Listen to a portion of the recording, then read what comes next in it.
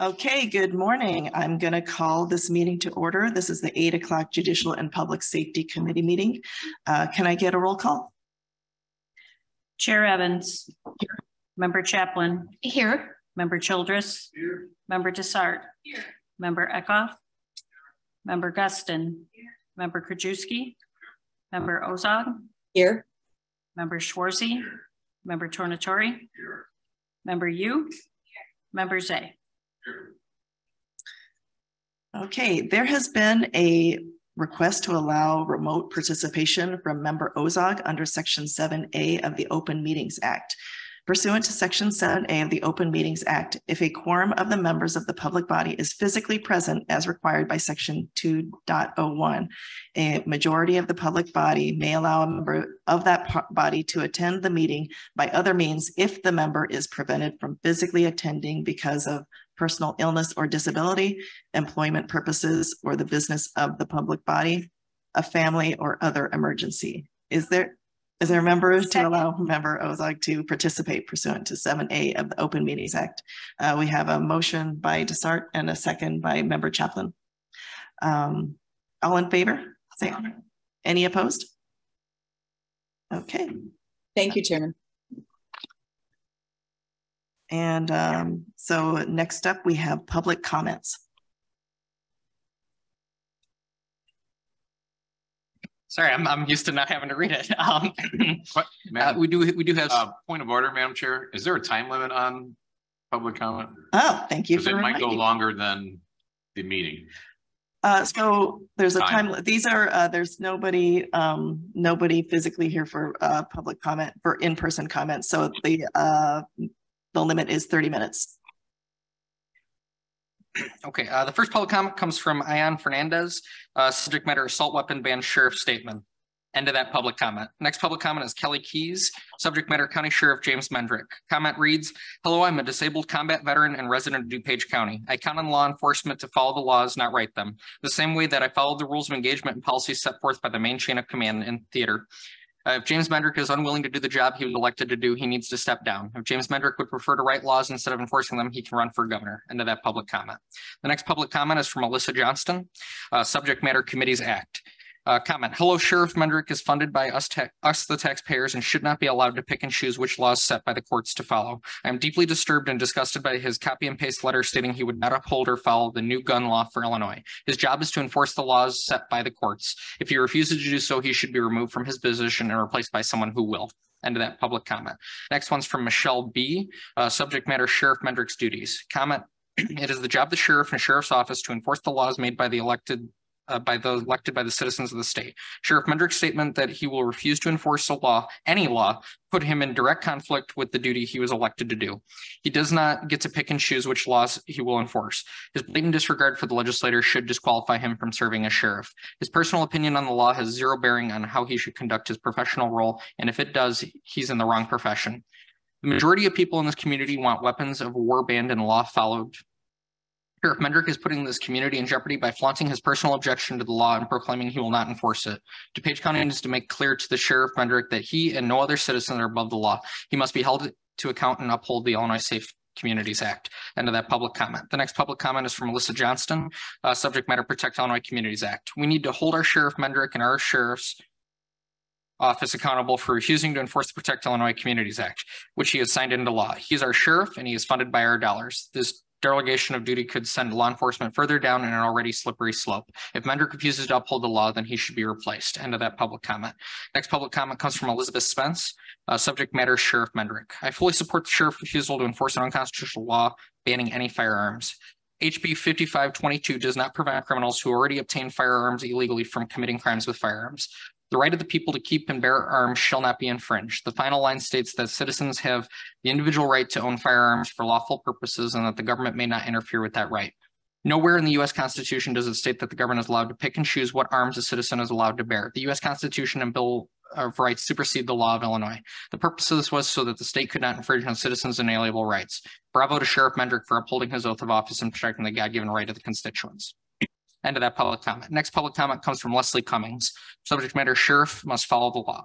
The DuPage County Sheriff must resign if he will not adhere to Illinois law. He does not make the law or decide which laws will be upheld. He serves the public and must adhere to all laws. So must the sheriff. Please hold him accountable. If he will not uphold the law, he does not belong in office. Leslie Cummings, Wheaton resident. End of that public comment. Next public comment comes from Pam Zimmerman. Subject matter, assault weapon ban. Please respect the laws that you were hired to uphold. There is no constitutional provision to own a weapon of war. End of that public comment.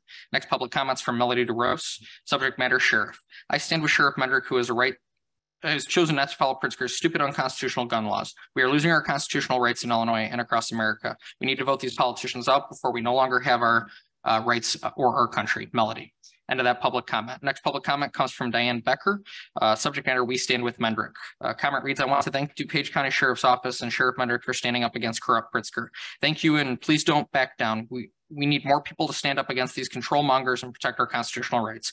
Keep up the great work and don't let DuPage become a crook county. End of that public comment. Next public comment comes from Lisa McNevin. Subject matter, Sheriff's Office refusal to uphold and publicly coming out against the law to protect its residents. Comment reads, as a resident of DuPage, I would expect our sworn in protectors to uphold laws in place to ensure our safekeeping. Please respect our request to hold the Sheriff's Office and Sheriff Mendrick accountable and refuse to enforce the Protect Illinois Communities Act, which has been signed into law. They are sworn in and take an oath to uphold the law, not just the laws they agree with personally. This isn't a pick and choose situation. You can't cherry pick which laws you wish to enforce. And if that is the way the sheriff or police officers feel, they might want to reconsider their place of employment. End of that public comment. Next public comment comes from Teresa Papa. Subject matter, defying governor's orders. Comment reads, shame on our law enforcement and Mendrick for not following the governor's orders.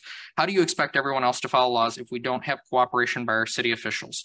It is more important to have an assault weapon than have children and others alive. Those weapons and laws were made for war. It's time to start regulating guns. Only in America do we have these mass shootings. We have to start somewhere. End of that public comment. Next public comment comes from Roseanne subject matter, enforcement of laws. Comment reads, you are paid by us taxpayers to enforce the laws that are signed by the governor. You are not allowed to choose which laws you are to enforce, just as we citizens are not allowed to pick which laws we think should be enforced.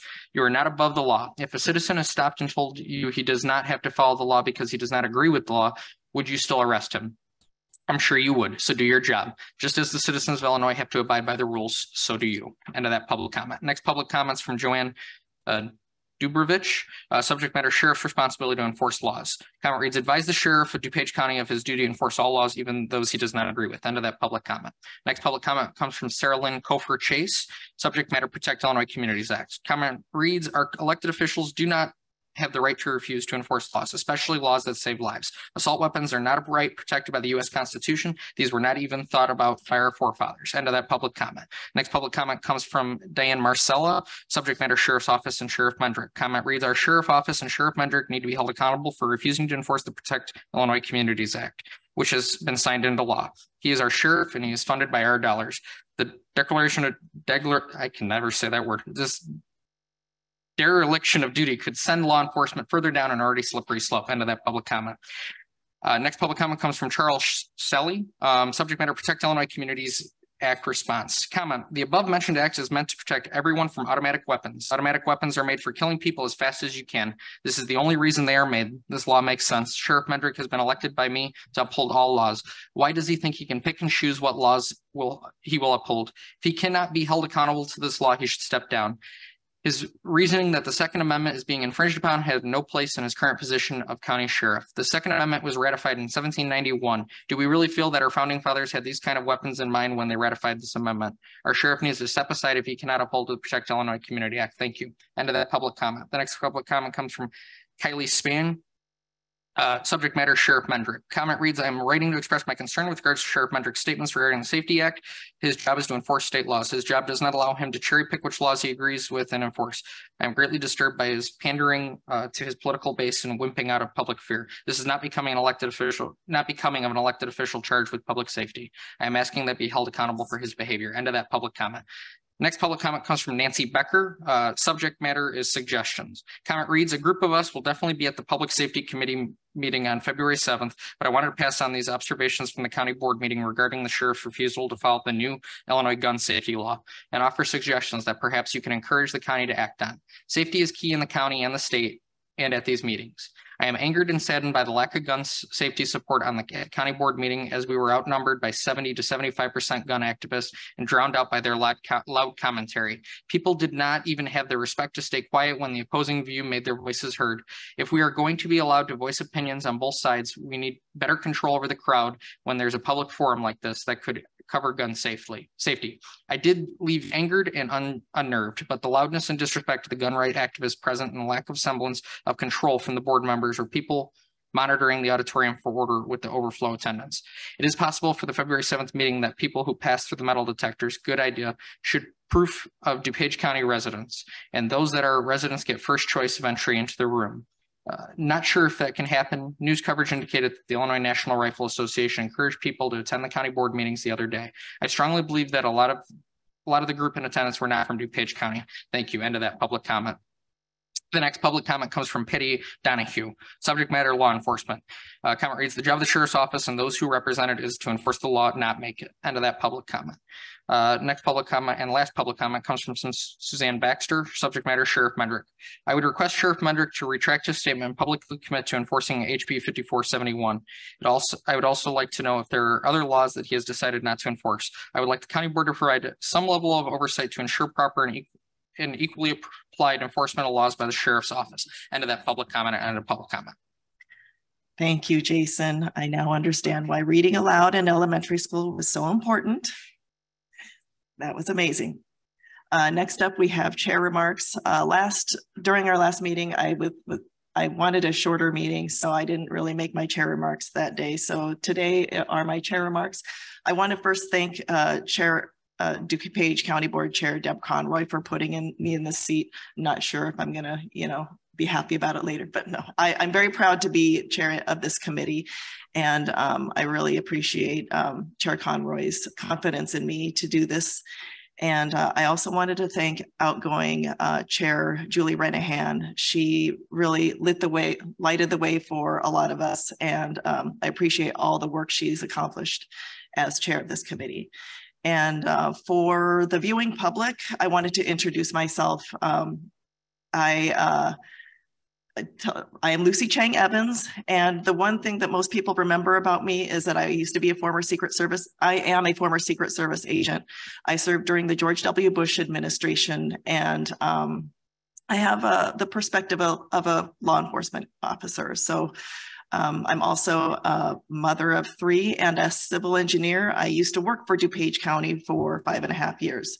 So that's what I bring here to this committee. And with that, I would like to accept a motion to approve the January 3rd committee meeting minutes. In a second, did we get a motion in a second? Okay. Wonderful. All those in favor? Any opposed? Okay, the motion carries. And next up, we have procurement number 6, procurement requisitions. So this is where the reading aloud comes in.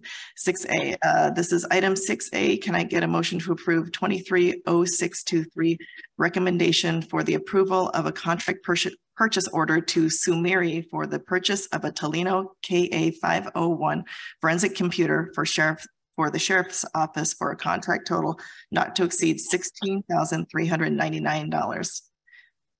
Okay. Sorry, did you say second? Okay. All those in favor? Any opposed? Okay, the motion carries. Next up, we go to resolutions. Can I get a motion for FIR 005323, authorization to transfer $60,248 in budget to the Circuit Court for fiscal year 2023. All those in favor? Any opposed? Okay, the motion carries. We are now on to 7B.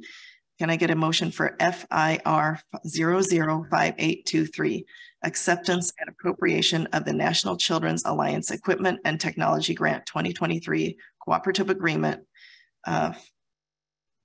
Company 5,000 in the amount of $28,998. All those in favor? Any opposed? Okay, the motion carries. Next up, we have 7C. Can I get a motion for FIR 005923, additional appropriation for the Neutral Site Custody Exchange Fund in the amount of $2,356. All those in favor? Aye. Okay, the motion carries. Okay, we are on to 7D. Can I get a motion for JPS R004923, acceptance of the Illinois Emergency Management Agency Emergency Management Performance Grant for fiscal year 2022 intergovernmental agreement, number 22 EMADUPA in the amount of $200,748.82. Yes, sorry, Member Childress.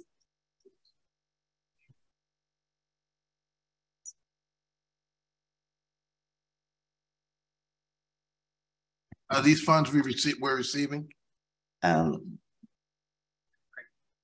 Okay, I will have Craig Diekman come talk to us about this one.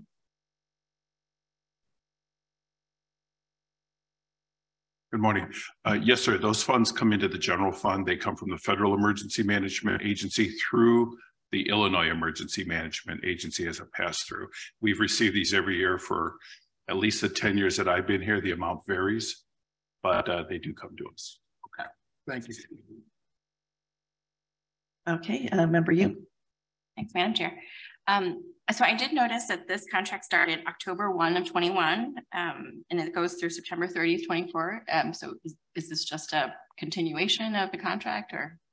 It is. It's renewed every year. The state is late this year.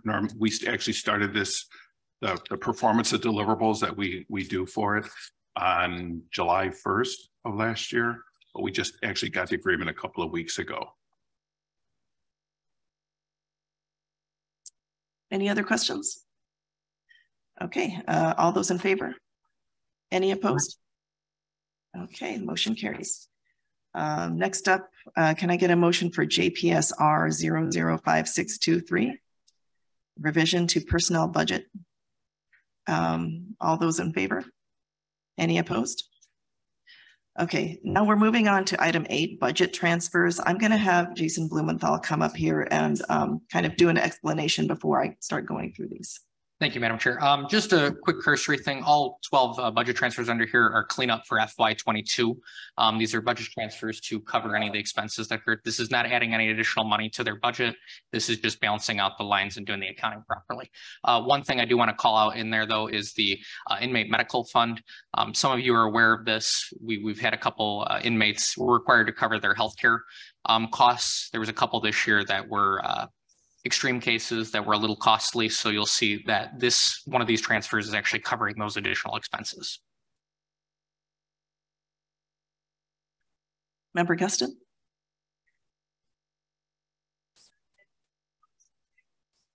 You gotta turn your microphone on.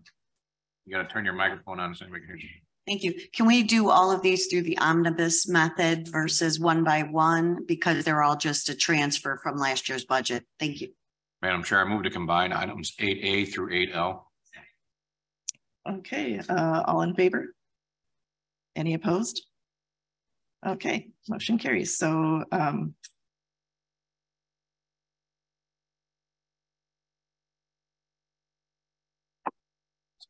this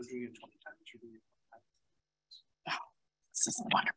Okay, so I'm going to just mow through this. So item 8A, can I get a motion for 230624, transfer of funds from operating supplies and materials to cleaning supplies and IT equipment, small value, in the amount of $5,100 for laundry detergent, shampoo, and body wash for inmates and disinfectant. We also have item 8B, 230625, transfer of funds from account from printing to postage and postal charges, statutory and fiscal charges, and other professional services in the amount of $6,657 necessary for FedEx package deliveries and vehicle license plate renewal for sheriff's vehicles, and includes an increase in contract amount for CIT trainer.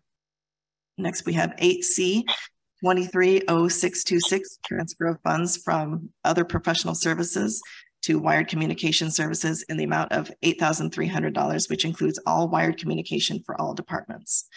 Next up, we have 8D, item 230627, transfer funds from mileage expense and repair and maintenance other equipment to mileage expense and repair and maintenance auto equipment in the amount of $9,950 necessary for mileage overage for travel to conferences due to an increase in IRS travel rate and repairs on sheriff vehicles after an accident, including one invoice over $9,000.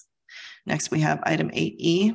We have 230628, transfer funds from accounts travel expense and dues and memberships to accounts for repair and maintenance, other equipment, extradition, investigative travel, and travel expense in the amount of $53,000 necessary for the following reasons: cost of removal and installation of watch cams and other accessories for sheriff vehicles, multiple extraditions, and increase in travel airfare, and travel related to training and conferences made up after COVID.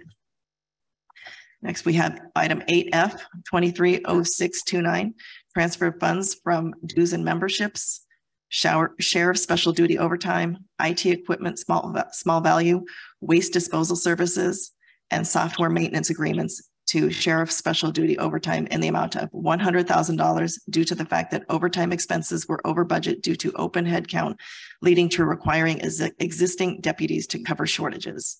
Next, we have item 8G, 230630, transfer funds from operating supplies and materials, food and beverages, instruction and schooling, food and beverages, and software maintenance agreements to overtime in the amount of $184,000 due to overtime expenses being over budget due to open headcount, leading to requiring existing deputies to cover shortages. Next, we have item 8H, 230631, transfer funds from sheriff special duty overtime, holiday pay, and temporary salaries to overtime in the amount of $220,000 due to overtime expenses being over budget due to open headcount, leading to requiring existing deputies to cover shortages. Next, we have 8I, 230632, transfer of funds from accounts medical, dental, lab supplies, wearing apparel, and operating supplies and materials to furniture, machinery, equipment, small value, and drugs and vaccine supplies in the amount of $274,000 necessary because of drug and vaccine overage due to primarily 2 inmates with complicated medical issues. Includes payments for fiscal year 22 and 23 TASER certification plan. Next, we have item 8J, 230633, transfer of funds from accounts other professional services, software maintenance agreements to account medical services in the amount of $360,000 due primarily to 2 long-term inmates with complicated medical issues. Next, we have 8K 230634, transfer of funds from instruction and schooling, regular salaries, repair and maintenance, other equipment, overtime, wearing apparel reimbursement, and township contracts sheriff to regular salaries in the amount of $431,000 needed because command staff was budgeted in divisions and expenses to administration. We have another one, 8L, right? Okay, one more. So 8L, 230635, transfer of funds from regular salaries, part-time help to overtime, holiday pay, regular salaries, and cell phone stipend in the amount of $768,400 needed to correct salaries due to retro pay related to ratification in fiscal year 2022 of PBLC agreement contract that expired 11/30/20. Overtime expenses were over budget due to open headcount, leading to requiring existing deputies to cover shortages. Okay, sorry. Just a comment. So I did check with finance about all the budgets for the overtime because we knew that the sheriff was going to be short in headcount. But I guess part of the reason for these transfers is that the sheriff thought he was going to be able to hire more people, and that didn't happen. So that's why we're seeing all these extra budgets for the overtime. So I just wanted, because I know that some other members, I talked to some yesterday about that. So, right. Oh, thank you. Yes, I just want to make that clear. Okay. Oh, great. Thank you, Member Chaplin. And it should be noted that salaries are a huge part of the budget here. Member Galassi? Yeah, and I was also curious about the overtime. Obviously, we know the environment that we're in and that it's difficult to hire sheriffs and police all across the country, really. Has there been any analysis as far as if we were to raise salaries even a small amount just to try to hire more sheriffs or be more competitive so that we would avoid these overtime costs? That's a great point. Jason? I'm actually going to defer to the sheriff's office on that. I believe Under Sheriff Moore is on the line. If not, it might be Deputy Chief Bilodeau. I know they were on. Are they on, Wendy? Okay.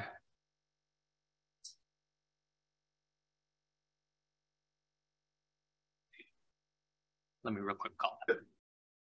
Jason, this is Dan Bilodeau. There you go. Thank you, Chief. That's been an ongoing discussion, but as the board is aware, our deputy sheriffs are all under collective bargaining agreements. So I don't think that would be something we could discuss in not an executive session type of a situation. If I may. Thank you. Next, let's go to Member Krajewski. And I know Dan, you're still on the phone, but the sheriff wanted to try to waive the education requirements. It used to be 2 years for the road, 1 year for the jail. He went to the merit commission. They only gave him half. They knocked it down by half, but merit commission didn't rule in favor of what the sheriff wanted. That would open up more people for eligibility, which again, you have all kinds of testing that you have to go through. It can beat people out. So I think, one, again, they should look at going back to the merit commission and try to encourage these guys to allow us to get a bigger pool. But my question more is, Jeff, we have a lot of these budget transfers back and forth. Just in every department or every elected official has these. It'd make your job a little simpler if we maybe reduce the small categories and make them a little larger, because they're just moving stuff back and forth, which has to create a lot of, I would think, work for you and them. When, I mean, they're still within their budget, but we're moving it from one line item to another. Right. If in the elected officials, maybe we have just a more general account that these things are in versus breaking out more and more sub accounts, and then we're transferring stuff back and forth. Well, you bring up a good point. Now is a really good time to discuss that with any new board members. We can revise our financial policies, including budget transfers, maybe raise the threshold on how we do that. So it's more of an administrative transfer instead of having these go to committee and board all the time. Yeah, we spend a lot of time tracking and following up with departments, making sure that they're within policy and that they do their budget transfers. One of the things that I've done though, just recently, is any account now that goes over budget, if they submit an invoice and it's and the account is over budget, it's going to kick it out. So then the department will have to go back and request a budget transfer. So we don't have all of these transfers at the end of the year. We can keep managing them through the year, but you bring up a good point. I'd like to discuss that more during, probably starting in April or May when we do our financial policies and we update those. Sure, because they're moving money from paper clips to something else because they got it. I mean, it's anytime it goes from a category from like personnel to contractual, that has to go through the whole process. Sure. I mean, they have the money. Once we give them the budget, they can kind of do what they want anyways. Right. And we're just, but I would just take a look at it because it just seems like it's creating a lot of paperwork. I just think more, we have a lot of subcategories, but if they just move them up a little bit and have a little less. Yeah, I think it's just a matter of the language changing and how we do that. But maybe look at it just to see how much time we're talking about saving. Yeah, sure. Thank you. Thank you. We're going to go to Member Guston, then Member Chaplin, then Member Yu. Thank you, Chairwoman. If I can ask the Sheriff's Department, how many applicants have they had in comparison to, let's say, 2 years ago for individuals that want to get into that profession? And is there a movement to have a more positive messaging so that people will want to apply for these jobs? So I guess that's just a question out there for the sheriff's office. I again defer to Deputy Chief Bilodeau, who's on the line.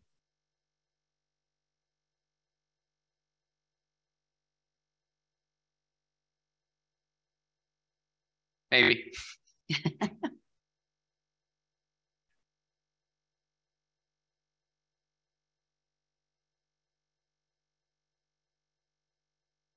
Chief? You know what, Member Gustin, I will inquire with the sheriff's office and I can get back to you on it. I mean, because it is a wonderful profession. And if we could just let people know what a great profession it is, we might get more people engaged and involved in applying. I will reach out to them and I can get back to you. Thank you. Thank you, Member Gustin. Member Chaplin? Thank you, Madam Chair. Regarding Member Glassy's question, I believe that we allowed for stipends, sign-on bonuses or something like that with the sheriff's office. Is that correct? To try to bring in new deputies. And so that was one thing that we did, correct? That is something I can speak to. We did do a side letter agreement with I believe they're FOP, maybe, no, it's MAP, the MAP contract, that memorandum of understanding where it was $15,000 over 3 years. So it was $5,000 per year. So yes, we did do that. And that was passed by the board, I want to say October, maybe, of last year. Yeah. So yeah. So we're we are working, trying to help our sheriff, bring on new deputies. So yeah. It's tough out there. Everybody wants everybody. I don't know where the staff is, I don't know where the workers are, but yeah, we're doing everything we can. Let's see, Member you. Thank you. I just had a quick question with regard to line item G for the budget transfers. So it actually said that they moved the money from software maintenance agreements. And I don't know if maybe it's because now I'm chair of technology. Now I'm noticing things like this, where usually these are set amounts, they're annual contracts. And so I'm just wondering if there was a reason why that money was left over and then it was transferred for these overtime issues. So any problem with this? I again defer to the sheriff's office. Deputy Chief Bilodeau, are you on the line still? I will look into it again and I can get back to you. Thank you, Member you, and thank you, Jason. Okay, so let's see. Next up, we have item number 9, grants. Can I get a motion for? Oh, I'm sorry. Yeah, so we have to vote. All those in favor? Aye. Opposed? Okay, motion carries. Okay, now we go on to item number 9, grants. Can I get a motion for 230636 GPN 00923 Violent Crimes Victim Assistant Grant PY 23 Illinois Attorney General's Office in the amount of $35,000. All those in favor? Oh, any discussion? Sorry, can you turn on your mic? Can I get an explanation of that grant? Jason, can we get an explanation of the grant? Anyone from the state's attorney's office, Chief Smith? Maybe? Or someone from the state's attorney's office, maybe Member Lyons or Bob Lyons? Can you hear me? Yes, sir. Okay, thank you for promoting me to member. This is the grant for, that goes to pay contributions from salaries and ongoing grant. I believe this one would be in our Children's Advocacy Center or our Domestic Violence Unit. I'm not quite sure. I just caught me off guard, the question. But it's an annual grant. It goes to contribute to paying salaries of assistant state's attorneys or staff investigating violent crimes with particular victims, either of domestic violence or children. Great, thank you. Is that any other questions?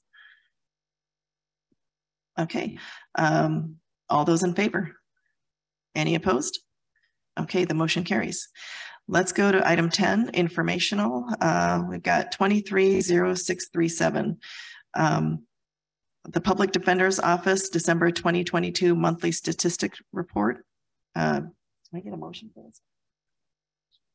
Oh, can I get a motion to place on file? Okay, all those in favor? Any opposed? Okay, the motion carries. Any old business? Yes. Sorry. Oh, sorry. I'm like, where'd that voice come from? Okay, Chair Ozog, or not Chair, Member Ozog. Thank you, Chair. I'm just going to offer this as some food for thought.